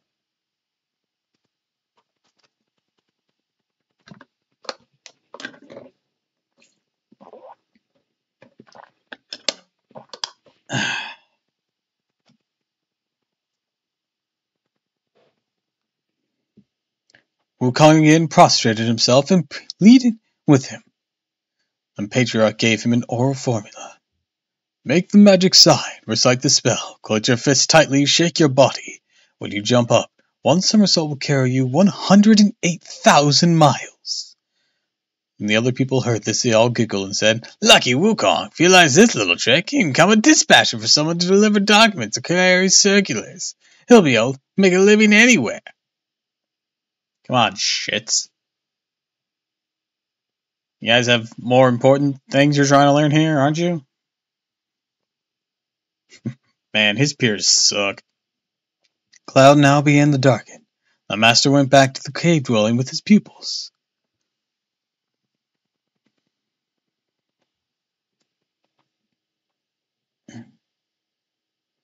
Throughout the night, however, Wukong practiced ardently and mastered the technique of cloud somersault. From then on, he had complete freedom, blissfully enjoying his state of long life. One day, early in the summer, the disciples were gathered under the pine trees, for fellowship and discussions. They said to him, Wukong, what sort of merit did you accumulate in the incarnations that led the master to whisper in your ear the other day? The method of avoiding 3 calamities. Have you learned everything? I won't conceal this from my various elder brothers, Wukong said, laughing. Owing to the master's instructions in the first place, my diligence day and night in the second, I have fully mastered the several matters. Let's take advantage of the moment, one of the people said. You try to put on a performance, and we'll watch. Wukong heard this. His spirit was aroused and most eager to display his powers. I invite the various elder brothers to give me a subject, he said. What do you want me to change into? Why not a pine tree? They said. Wukong made the medic sign and recited the spell. One shake of his body, he changed himself to a pine tree. Truly it was. Thickly held in smoke, through all 4 seasons, in chest and fair form, soar straight to the clouds, with not the least likeness to the impish monkey. It all frost-tired and snow-tested branches. When the multitude saw this, they clapped their hands and roared with laughter, everyone crying, Marvelous monkey! Marvelous monkey! They did not realize that all this uproar had disturbed the patriarch, who came running out the door, dragging his staff. Who's creating the bedlam out here? He demanded. At his voice, the pupils immediately collected themselves, set their clothes in orders, and came forward. Wukong also changed back to his true form, slipping into the crowd, and said, For your information, Reverend Master, we are having fellowship and discussion here. There is no one from outside causing any disturbance. You're yelling and screaming, said the patriarch angrily. We're behaving in a manner truly unbecoming to those practicing cultivation. Don't you know that those in the cultivation of Taoists resist, open their minds lest they waste their breath and spirit, or moving their tongues lest they provoke argument? Why are you laughing so noisily here? We dare not conceal this from the master, the crowd said. Just now we were having fun with Wukong, who was giving us a performance of transformation. We told him to change to a pine tree. He did indeed become a pine tree. Your pupils were all applauding him, and our voices disturbed the reverend teacher. We beg his forgiveness." "Go away, all of you," said the patriarch said. "You, Wukong, come over here. I ask you, what sort of expedition were you putting on? Changed to a pine tree. The ability you now possess, is it just for showing off to people? Suppose you saw someone with this ability. Will you ask him at once how he acquired it? So when others see that you are in possession of it, they'll come begging. If you're afraid to refuse them, you will give away the secret. If you don't, they may hurt you. You're actually placing your life in great jeopardy." "I beseech the master to forgive me," Wukong said, kowtowing. I won't condemn you," said the patriarch. "You must leave this place." When Wukong heard this, tears fell from his eyes. "Where am I to go, teacher?" "From wherever you came," the patriarch said. "You should go back there." "I came from the East Pravada continent," Wukong said, his memory jolted by the patriarch. "From the Water Curtain Cave, Flower Fruit Mountain, in the other country. Go back there, quickly, and save your life." The patriarch said, "You cannot possibly remain here." "Allow me to inform my esteemed teacher," said Wukong, properly penitent. "I have always been away from home for 20 years, and have certainly longed to see my subjects, followers of bygone days again. I keep thinking that my master's profound kindness to me has not yet been repaid. I therefore dare not leave." "There is nothing to be repaid," said the patriarch. "See that you don't get into trouble and involve me. That is all I ask." Seeing that there was no alternative, Wukong had to bow to the patriarch, taking leave of the congregation. "Won't you leave?" the patriarch said. "Bound to end up evil doing. I don't care what kind of villainy or violence you engage in. I forbid you to ever mention that you are my disciple. Or if you but utterly half the word, I'll know about it. You can assure, wretched monkey, that you'll be skinned alive. I'll break all your bones and banish your soul to the plains of ninefold darkness from which you will not be released even after 10,000 afflictions." "I will never dare mention my master," said Wukong. "I'll say that I've learned this all by myself." Damn, why'd you have to threaten him like that, Jesus? Having thanked the patriarch, Wukong turned away from the magic sign, pulled himself up, performed the cloud somersault, headed straight towards the East Pravada, and in less than an hour he could already see the Flower Fruit Mountain and Water Curtain Cave. Rejoicing secretly, the handsome Monkey King said to himself, "I weighed down my bones of mortal stock. The Tao attained makes light, both boldly and flame. To this world's pity, that none firmly resolve to learn this mystery that by itself is plain. Thus hard to cross the sea in former's time. Returning this day, I travel with ease. Word of farewell still echoes in my ear. I never hoped to see so soon the eastern depths." Wukong lowered the direction of his cloud and landed squarely on the Flower Fruit Mountain. Trying to find his way when he heard the call of the cranes and the cry of monkeys. All cranes reverberated in the heavens, and the cry of monkeys moved his spirits with sadness. "Little ones," he called out, "I have returned." From the crannies of the cliff, from the flowers and bushes, from the woods and trees, monkeys great and small leaped out by the tens and thousands, surrounded the handsome Monkey King. They all kowtowed and cried, "Great King! What laxity of mind! Why did you go away for so long and leave us here longing for your return, like someone hungry and thirsty? Recently, we have been brutally ambushed by a monster who wanted to rob us of our water curtain cave. Out of sheer desperation, we fought hard with him, and yet all this time, the fellow has plundered many of our possessions, kidnapped a number of our young ones, and given us many restless days and nights, watching over our property. How fortunate our great king has returned! The great king has stayed away another year or so. We and the entire mountain cave would have belonged to someone else." Hearing this, Wukong was filled with rage. "What sort of monster is this," he cried, "that behaves in such a lawless manner? Tell me the details, and I will find him to exact vengeance." Be informed, great king, the monkey said, kowtowing. The fellow calls himself the monstrous king of havoc, and he lives north of here. Wukong asked, From here to his place, how great is the distance? The monkey's reply, He comes like the cloud and leaves like the mist, like the wind and rain, like lightning and thunder. We don't know how great the distance is. In that case, said Wukong, go and play for a while. Don't be afraid. Let me go and find him. Dear Monkey King, he leapt up and bowed and somersaulted all the way northward until he saw a tall, rugged mountain. What a mountain! And pin-like peak stands erect, and winding stream flow unfathomed and deep, and pin-like peaks standing erect cut through the air, and winding streams unfathomed and deep reach diverse sights on earth. On two ridges flowers and rival trees, an exotic charm, of various spot pines match bamboos and green. The dragon on the left seemed docile and tame, the tiger on the right seemed gentle and meek. Iron oxen on occasion are seen plowing, gold coin flowers are frequently planted. Rare jewels make melodious songs. The phoenix stands facing the sun.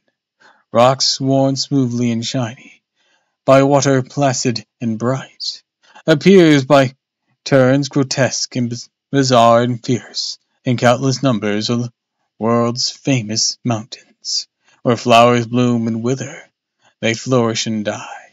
What place resembles this long-lasting scene, wholly untouched by the four seasons and 8 epochs? This is the 3 regions, the mountain of northern spring, the water-belly cave, nourished by the 5 phases. The handsome Monkey King was silently viewing the scenery when he heard someone speaking. He went down the mountain to find who it was. He discovered the water-belly cave at the foot of a steep cliff. Several imps were dancing in front of the cave, so Wukong began to run. Stop! Said Wukong. You can use the words of your mouth to communicate the thoughts of my mind. I am the Lord of the Water Curtain Cave in the Flower Fruit Mountain, south of here. Your monstrous king of havoc, or whatever he's called, has repeatedly bullied my young one. I have found my way here with the specific purpose of settling his matters with him. Why is there a space in that? Shouldn't that just be settling? It's settling. Why? Might be a typo. Hearing this, the imp started into the cave and cried out, Great King, a disastrous thing has happened. What sort is that? What sort of disaster? Actually, hold on. What sort of disaster? Asked the monstrous king.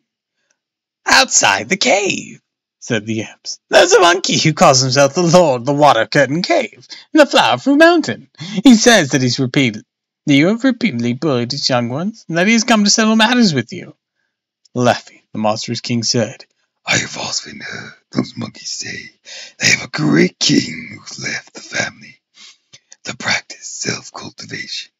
He must have come back. How is he dressed? What kind of weapon does he have?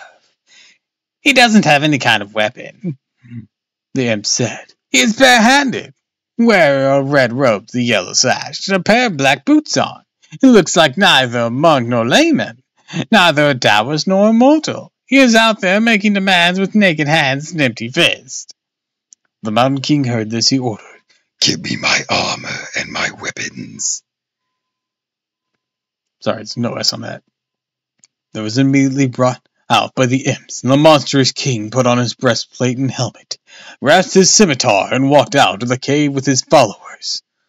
Who is the Lord of Water Curtain Cave?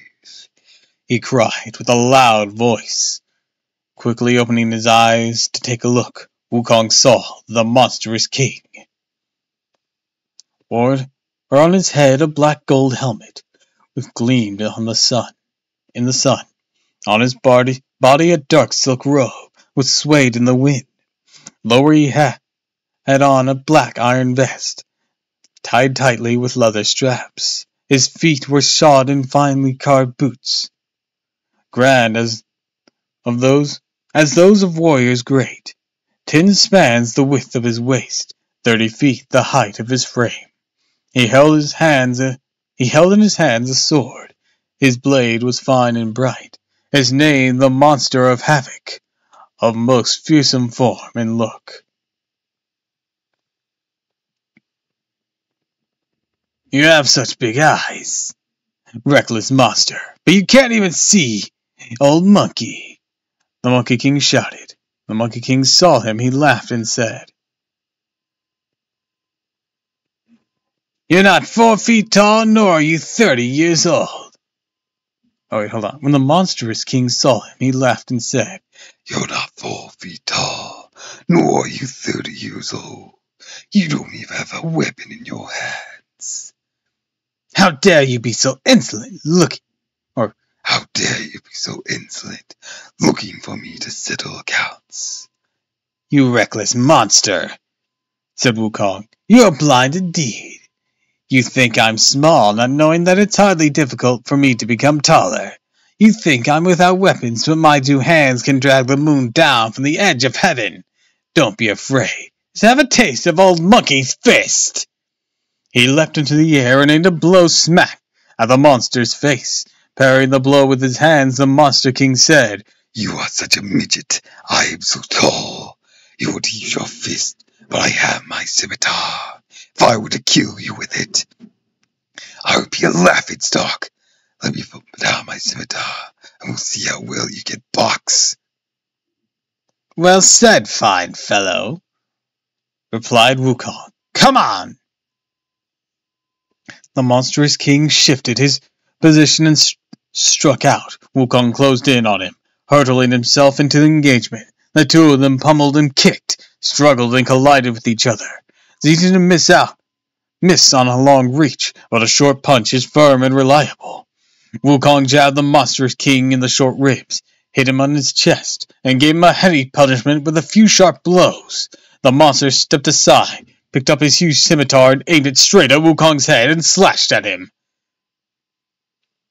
Wukong dodged, and the blow narrowly missed him. Seeing that his opponent was growing fiercer, Wukong now used a method called body beyond the body, plucking a handful of hairs from his body and throwing them into his mouth. He chewed them into tiny pieces and spat them in the air. "Change!" he cried. They changed at once into 202 or 300 little monkeys, encircling the combatants on all sides. For you see, when someone acquires the body of an immortal, he can project his spirit, change his form, and perform all kinds of wonders. Since the Monkey King had become accomplished in the way, every one of the 84,000 hairs on his body could change to whatever shape or substance he desired. The little monkeys he had just created were so keen of eye, so swift of movement, they could be wounded by neither sword nor spear. Look at them, skipping and jumping, they rushed at the monstrous king, surrounded him, some hugging, some pulling, some crawling in between his legs, some tugging at his feet. They kicked, they punched, they yanked at his hair, and poked at his eyes. They pinched his nose and tried to sweep him completely off his feet, until they tangled themselves in confusion. Meanwhile, Wukong succeeded in snatching the scimitar, pushed through the throngs of the little monkey, and brought the scimitars down squarely onto the monster's skull, cleaving it in 2. He and the rest of the monkeys then fought their way into the cave, slaughtered all the imps, young and old. The sheikh collected his hair back into his body. But there were some monkeys that did not return to him. They were little monkeys kidnapped by the monstrous king, from the water curtain cave. "Why are you here?" asked Wukong. 30 or 50 of them had all been tearfully. "After the great king went away to seek immortality, the monsters menaced us for 2 whole years, and finally carried us off to this place. Don't those utensils belong to our cave? Those stone pots and bowls were all taken by the creature." "If those are our belongings, move them out of here." He then set fire to the water-belly cave, reduced it to ash. "All of you," he said to them, "follow me home." "Great king," the monkey said. When we came here, all we felt was wind rushing past us. We came to float through the air until we arrived here. We don't know the way. How can we go back home? Wukong said, That's a magic trick of his. But there's no difficulty, now that I know not only one thing, but 100. I am familiar with that trick too. Close your eyes, all of you. Don't be afraid. Dear Monkey King, he recited a spell, rode for a while on a fierce wind, and lowered the direction of the clouds. Little ones, he cried, open your eyes. The monkeys felt solid ground beneath their feet, and recognized their home territory. In great delight, every one of them ran back into the cave, along the familiar roads, and crowded in together, with those waiting in the caves. They then lined up according to the age and rank, and paid tribute to Monkey King. Wine and fruits were laid out for the welcome banquet. When asked how he had subdued the monster and rescued the young ones, Wukong presented a detailed rehearsal, and the monkeys broke into an ending applause. Where did you go, great king? They cried. We never expected you would acquire such skill. The year I left you all, Wukong said, I drifted from the waves across the great eastern ocean and reached the West Arcapania continent. Then I arrived at South Jambumpaya continent. I learned human ways. Wearing this garment and these shoes, I swaggered along the clouds for 8 or 9 years, but I had yet to learn the great art. Then I crossed the Western Ocean and Great Western Archipelago, a continent. After searching for a long time, I had good fortune to discover an old patriarch who imparted on me the formulas for enjoying the same age as heaven, secrets of immortality. Such luck is hard to meet even after 10,000 afflictions. The monkey said, all congratulating him. Little one, Wukong said, laughing again. Little Lies, our entire family now has a name.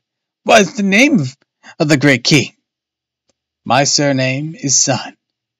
My religious, replied Wukong. My religious name is Wukong. When the monkeys heard this, they all clapped their hands and shouted happily. The great king is elder son. We're all junior sons. Son the third. Small sons, tiny sons, the Sun family, the Sun nation, and the Sun cave. They all came and honored elder son with large and small bowls of coconuts, grape wine of divine, in flowers and fruit, when indeed one big happy family, lo, the surname in one, and the self returned to its source. The glory awaits a name recorded in heaven. We do not know what result was, and how Wukong would fare in this realm. Let's listen to the explanation in the next chapter. Alright, so I think that'll be it for me today. So, let's see. Because these chapters are long, my voice is dying.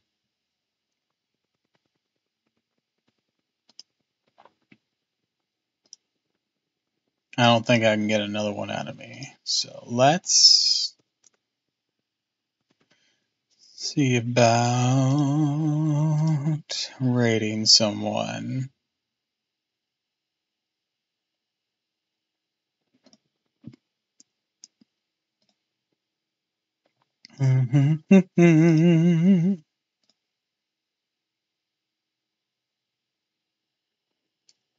Let's see.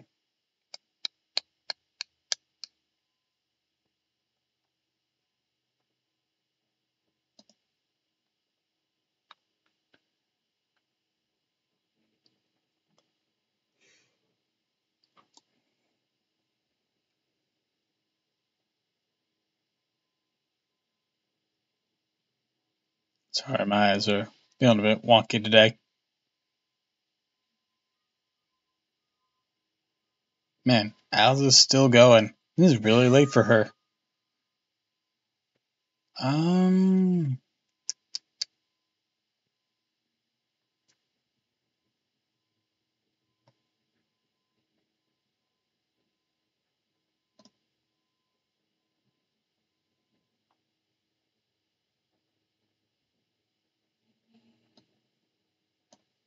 How about this? Let's go raid Zentrea. That'll be fun. Be a nice change up from not raiding people. Not that mine is anything really to write home about, but you know.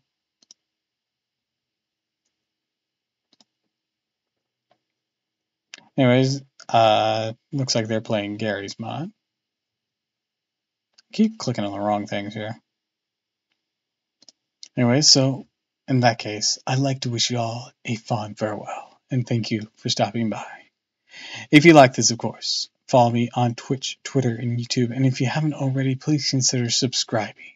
It really helps me out. Shameless plug for Ko-Fi and Throne. I have those if you so wish to contribute. But until next time, fare thee well. Alright, let's raid!